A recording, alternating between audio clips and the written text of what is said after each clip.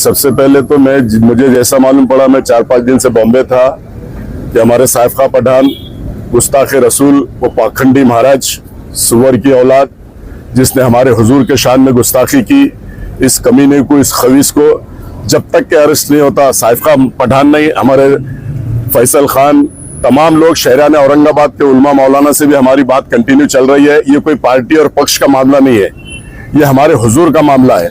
हमारे हुजूर के शान में अगर कोई गुस्ताखी करता है, कोई पाखंडी, कोई सोवर की औलाद, तो उसके लिए हमको, अगर उसको अरेस्ट नहीं होता है तो बड़े पैमाने पे उलमा मौलाना से बात करके हमको सबको एक जगह बड़ी तादाद में आमखास ग्राउंड भराना पड़ेगा, जैसा इससे पहले हमने एनआरसी के लिए भराया था।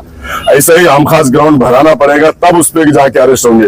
और आज आपने देखा होगा, हमने देखा, सबने देखा, पूरे महाराष्ट्र ने देखा, पूरे देश ने देखा कि सीएम बोल रहा है कि उसके बाल को भी धक्का नहीं लगने दूंगा, उसको प्रोटेक्शन दे दिया।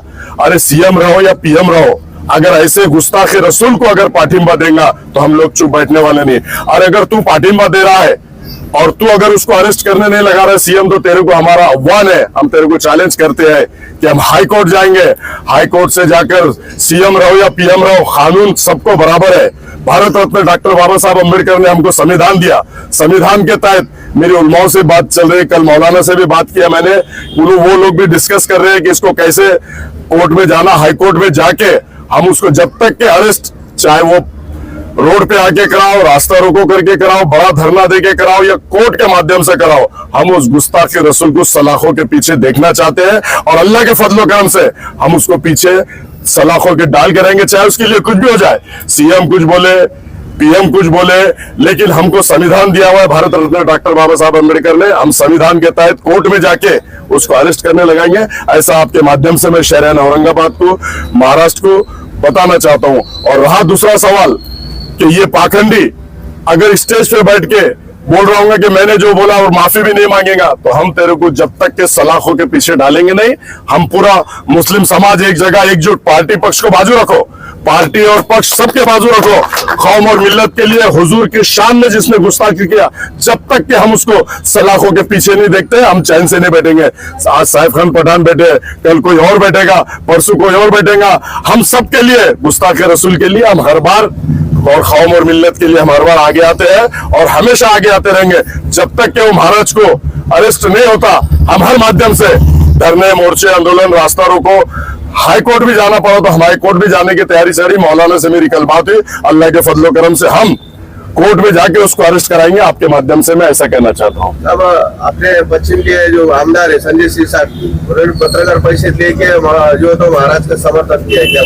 अरे संजय सिरसाट को बोलना, पहले स्टडी कर ले, उसने क्या बोला, तू क्या बोल रहा, पढ़ लिख ले, उसके बाद बात कर। हमारे हुजूर के शान में अगर तू भी अगर बोलेगा तो हम तेरे को भी छोड़ेंगे नहीं, तेरे लिए भी हम रास्ते पे आएंगे। और हम जब तक के महाराज को अरेस्ट नहीं करा रहे, चाहे संजय सिरसाट हो, चाहे मुख्यमंत्री हो, चाहे पीएम हो, चाहे सीएम हो, चाहे इन्हीं बड़ी कोई भी मिनिस्टर हो, हमको संविधान मिला हुआ, हम संविधान के तहत लोकशाही माध्यम से हम धरना, मोर्चा, आंदोलन करेंगे। हम लोकशाही माध्यम से हर काम करेंगे। हम कानून को हाथ में लेने वाली बात हम ना करते ना करेंगे। हम उसको लोकशाही पद्धति से, जमहूरियत है हमारे देश में, उसके तहत हम उसको अरेस्ट करा के रहेंगे, ऐसा हमारा स्पष्ट बोलना। और ये बीजेपी की चाल है, ये संजय सिरसाट जो बोल रहा, वो तोते के जैसा, उसने जो बोला महाराज ने उसका समर्थन कर रहा, सीएम उसका समर्थन कर रहा, तो समझ जाओ बीजेपी के पैर के नीचे की जमीन खिसक गई, सेना के पैर के नीचे की जमीन खिसक गई। अब ये हिंदू मुस्लिम करके, हिंदू मुस्लिम लाइन ऑर्डर खराब करके बड़े पैमाने पर दंगल कराने का षड्यंत्र बीजेपी का है, स्पष्ट आपके माध्यम से मैं कहता हूं। और बीजेपी के इस षड्यंत्र को हम सक्सेस नहीं होने देंगे। हम भी जब तक के वो अरेस्ट नहीं होता, हम भी लोकशाही पद्धति से हर धरना, मोर्चा, आंदोलन करेंगे, ऐसा हम आपके माध्यम से कहते हैं। सर, कुछ मुसलमान जो है बीजेपी में, शिंदे गुट में है, यहाँ पे आके समर्थन नहीं करे, क्या कहेंगे उनके बारे में? देखो, अब कौन बीजेपी में है, कौन शिंदे गुट में है, मुझे मालूम नहीं, लेकिन मैं हमेशा कौम और मिल्लत के साथ हूँ। जो हुजूर की गुस्ताखी करता है, मैं साइफ खां पठान के साथ हूँ, मैं फैसल खान के साथ हूँ, हर मुसलमान के साथ हूँ। लेकिन अब वो कौन है, क्या है, कौन समर्थन नहीं दे रहे, उसके बारे में मुझे मालूम नहीं है, इसलिए मैं उसके ऊपर कोई टिप्पणी करना नहीं चाहता हूँ। इससे पहले नुपुर शर्मा ने जो गुस्ताखी करी थी और फरकार अम्बेडकर साहब जो तो विधानसभा में बिल लाना चाहते थे, लेकिन क्या दिक्कत है? देखो, जब वो बिल उन्होंने पेश करने के लिए बोला था, बिल पेश हुआ, लेकिन जातिवाद शक्ति बीजेपी, अगर वो बिल हमारे आदरणीय बाला साहब अंबेडकर ने कहा था कि बिल पेश करो, और पेश हुआ था बिल, लेकिन ये जातिवाद शक्ति, अगर वो बिल उस दिन पास हो जाता तो आज इसकी माने नहीं जनी कि इस तरह की भाषा हमारे हुजूर के शान में बोले और गुस्ताखी करे। अगर कड़क कानून बन गया, आज भी कड़क कानून बनना चाहिए, और कड़क कानून जब बन जाएगा तो अल्लाह के फजलो करम से ऐसा कोई भी पाखंडी महाराज, कोई भी सेना, कोई भी बीजेपी, इस तरह की कोई भी महाराज हो, हमारे हुजूर की शान में ऐसी गुस्ताखी नहीं करेंगे, ऐसा मैं कहना चाहता हूँ। सर 2-3 महीने रह गए विधानसभा इलेक्शन के वास्ते, कहीं ना कहीं राजकारण हो रहा है। देखो, जो राजकारण कर रहा है उनको राजकारण मुबारक, लेकिन हमारे हुजूर की शान में गुस्ताखी हुई। हम हुजूर के लिए यहाँ बैठे हैं। हम राजकारण जब स्टेज सजेगा, जब इलेक्शन आएगा, तब हम राजकारण की बात करेंगे। आज हमारे हुजूर की शान में गुस्ताखी हुई, हम उसके लिए रोड पे बैठे हुए। हमारे साइम खान पठान 7वां दिन है आज 7 दिन से बैठे, और वो आगे भी बैठते रहे, उनके साथ हमेशा है, तन मन धन से उनके साथ है। और हुजूर के शान में गुस्ताखी करने वाले को जब तक अरेस्ट नहीं होती, हम हर मुसलमान के साथ है, उलमा मौलाना के साथ है, नौजवान के साथ है, बुजुर्गों के साथ है, और हम हमेशा साथ में रहेंगे, ऐसा हम कहते हैं। ऑपरेशन के बाद आगे की लड़ाई क्या रहेंगी? अब आगे की लड़ाई हम उलमा मौलाना से भी बात कर रहे हैं, कल भी हमने बात किया, इनका क्या धोरण है और भी लोगों का क्या धोरण है। ये देखो, एक आदमी अफसर खान अगर कुछ बोल दे तो कुछ होता नहीं, साइफ खान पठान कुछ बोल दे तो कुछ होता नहीं, फैसल कुछ बोल दे तो कुछ होता नहीं। इसमें उलमा मौलाना को भी हमको साथ में जोड़ना पड़ेगा, कौम और मिल्लत के सभी नौजवान साथियों को जोड़ना पड़ेगा। जो जिम्मेदार है लोग, उनको सामने लाके, उनको साथ लाके जोड़ना पड़ेगा। पार्टी और पक्ष बाजू रखो, पार्टी और पक्ष को हम तो हमेशा बगल में रखते हैं जब कौम और मिल्लत की बात आती है। आपने देखा होगा कोर्ट के अंदर भी हमने बोला कि पार्टी को बाजू रखो, इंसानियत के नाते आओ। हम इंसानियत के नाते बात करते हैं, और अब तो हमारे हुजूर पे आ गई, हमारे हुजूर की शान में गुस्ताखी किया, तो हम सबको एक जगह आना चाहिए, एक साथ आना चाहिए, एकजुट एक जान होकर उसको अरेस्ट कराना चाहिए, ऐसा मैं आपके माध्यम से कहता हूँ। औरंगाबाद वासियों की अपील करेंगे? औरंगाबाद वासियों को ये अपील करूंगा कि भाई कानून को हाथ में मत लो, क्योंकि ये लोग चाह रहे हैं, सेना बीजेपी की चाल है।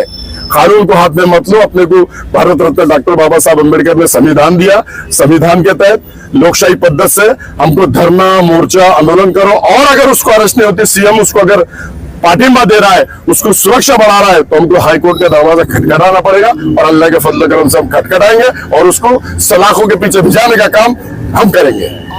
पत्रकार महोदय साहब ने जो अफसर खान साहब को एक बड़ा प्रश्न पूछा, और बड़ा बेहतरीन प्रश्न है, क्या भाई ये बिल प्रकाश अंबेडकर साहब ने जब वहाँ पे पेश किया था, अफसर साहब मैं आपको बताना चाहता हूँ, ये सरकार अगर से बिल पेश करती थी तो आज बीजेपी पूरे हिंदुस्तान में नजर नहीं आती थी।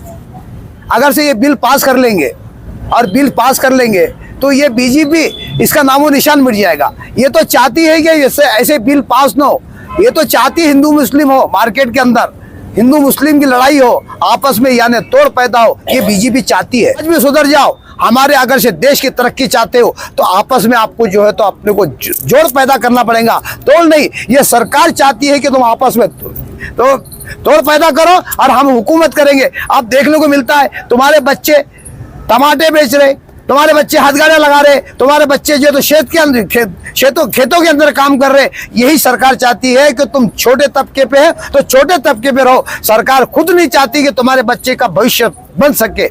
ये मंशा सिर्फ सरकार का है, और हमारी सरकार चलाना है तो हम सिर्फ जात पात, भेदभाव, मस्जिद मंदिर यही करते रहेंगे। तो मेरा अदबन गुजारी है, तमाम औरंगाबाद की नहीं पूरे हिंदुस्तान के मुसलमानों को एक जगह आना पड़ेगा, और सरकार पे प्रेशर लाके ये बिल को पास कराना पड़ेगा। जब ये बिल पास होगा, और ये धरना हमको यहाँ नहीं, दिल्ली के संसद के सामने करना पड़ेगा। ये धरना हमको राष्ट्रपति के सामने करना पड़ेगा। लाखों की तादाद के अंदर धरना रहेंगे तो सरकार खुद मजबूर हो जाएगी ये बिल पास लाने के ऊपर। तब डिविजनल कमिश्नर तरफ से आपको क्या आश्वासन मिला अभी इतने दिन से? देखो 5-6 छठा दिन है मेरा, आज छठा दिन, 7वां दिन आज चल रहा है। तो आज सरकार ने इसके ऊपर कोई एक्शन नहीं लिया है, कि मेरे समझ में नहीं आ रहा कि सरकार के ऊपर क्या दबाव आ रहा है, सरकार के ऊपर क्या प्रेशर आ रहा है। आज की तो मैं बोलता ना, ये सरकार जो है तो ये राजकीय लोगों के ऊपर चढ़ रही है, राजकारणी लोगों के ऊपर चढ़ी, वो जैसा हुक्म करेंगे। लेकिन इनको खुद को अपना पावर नहीं मालूम है, ये खुद उनकी हुकूमत की गुलाम बन चुकी है। तो मेरी सरकार से ये अदमन गुजारिश है, इसके ऊपर फौरन जो है तो निर्णय लिया जाए और फौरन इसको अटक किया जाए। शुक्रिया। देखिए, आज का 7वां दिन है और 7 दिन तक सरकार की कान पे जू तक नहीं रहेंगी। इसका कारण एक ही है कि आज हमारे पास लोग नहीं है, यहाँ सर नहीं है। अगर सरों का समंदर यहाँ आ जाए तो क्या वजह रहेंगी, क्या हरकत रहेंगी कि कोई रोक सके इनको? सरकार को खुद यहाँ आके घुटने टेकना पड़ेगा। जिस तरीके से जरांगे पाटिल ने घुटनों पे टिका दिया सरकार को, हमें भी सरों के समंदर यहाँ गिनाना पड़ेंगे। देखिए, राजकारण के अंदर और जो अपना संविधान होता है उसके अंदर जो है, आप सर जब तक नहीं गिनाएंगे, जब तक आपकी कीमत नहीं गिनी जाएगी।